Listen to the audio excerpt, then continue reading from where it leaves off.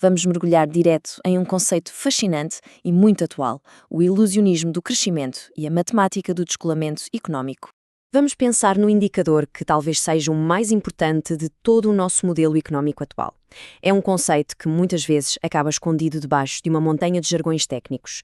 Mas assim que a cortina se abre, a compreensão geral sobre a saúde financeira global muda completamente. Tradicionalmente, quando se avalia a prosperidade, o progresso é medido olhando para duas coisas de forma totalmente separada. De um lado, temos o crescimento financeiro, a expansão do crédito, a bolsa de valores e toda aquela engrenagem complexa de Wall Street. Do outro lado, o crescimento da economia real, a produção palpável de bens, os serviços do dia-a-dia, a geração de empregos de facto e a infraestrutura que efetivamente sustenta a sociedade. Historicamente, essas duas forças são tratadas como se estivessem correndo em pistas completamente diferentes. E é exatamente aí que mora a falha estrutural dessa abordagem. Analisar essas métricas de forma isolada constitui um imenso equívoco. O problema central não é encontrado quando se olha apenas para os números do mercado financeiro, nem quando se observa apenas a produção da economia real. O verdadeiro segredo para decifrar se o sistema é estável ou frágil está na diferença entre eles. É justamente nesse espaço vazio, nessa lacuna entre as duas grandezas, que se esconde o verdadeiro diagnóstico da economia. Essa diferença dá origem ao que chamamos simplesmente de o indicador. Fica muito claro que a única maneira de atestar se a economia está de fato equilibrada é medindo exatamente esse espaço entre a expansão financeira e a expansão produtiva. Esse indicador não busca medir o volume absoluto de riqueza, mas sim a harmonia do sistema como um todo.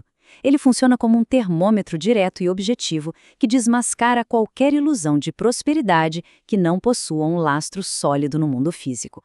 Então, como essa lógica se constrói na prática? Ao contrário do que se poderia imaginar, dispensa-se o uso de fórmulas matemáticas pesadas ou algoritmos indecifráveis. A metodologia é notavelmente direta, composta por apenas 3 passos lógicos. Primeiro passo: identificar o percentual de crescimento financeiro em um determinado período. Segundo passo: identificar o percentual de crescimento da economia real nesse mesmo intervalo de tempo. E o terceiro passo: simplesmente subtrair um do outro.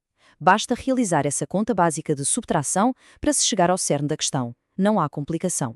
Para tirar o conceito do campo teórico e trazer para a realidade, consideremos um exemplo aritmético perfeitamente factível, extraído dos dados que fundamentam a nossa análise. Imaginemos um cenário onde o crescimento financeiro, impulsionado por fortes movimentos de mercado, atinja a marca de 11%. Simultaneamente, lá no mundo real das fábricas, do comércio e dos serviços, o crescimento registado seja de apenas 2,7%.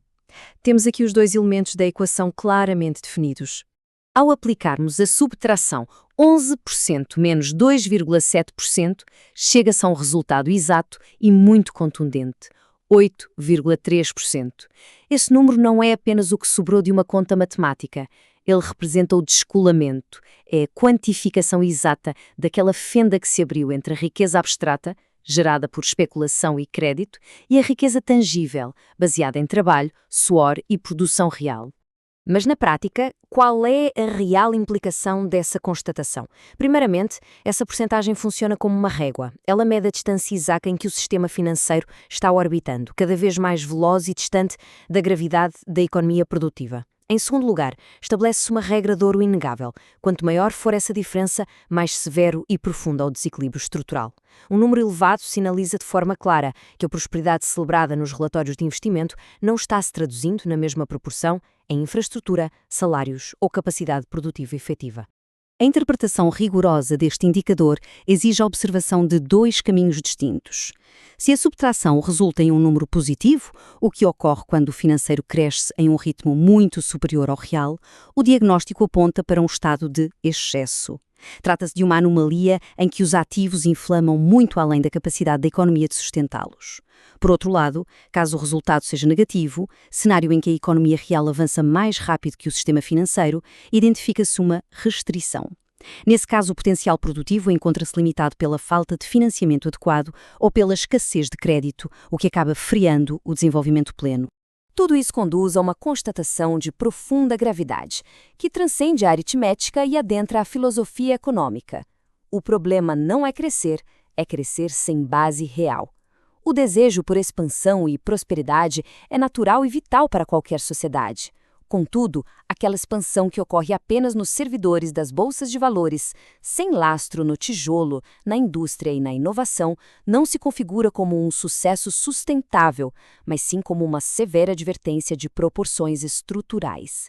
Agora, é fundamental fazermos um ajuste técnico nesta análise para evitar interpretações alarmistas. A constatação de um descolamento expressivo não se traduz obrigatoriamente em uma crise imediata ou no colapso iminente dos mercados na manhã seguinte.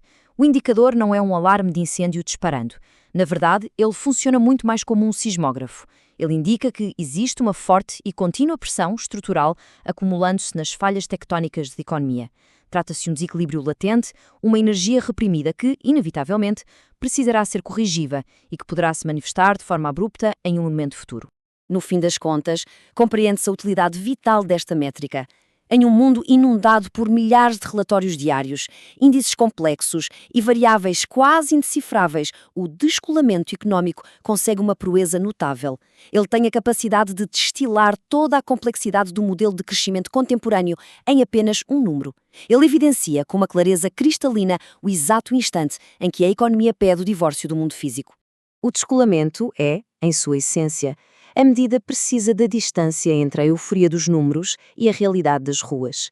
Diante desta constatação matemática de que o sistema frequentemente financia a si mesmo em detrimento da produção palpável, resta uma reflexão que deve pautar qualquer leitura crítica sobre o amanhã.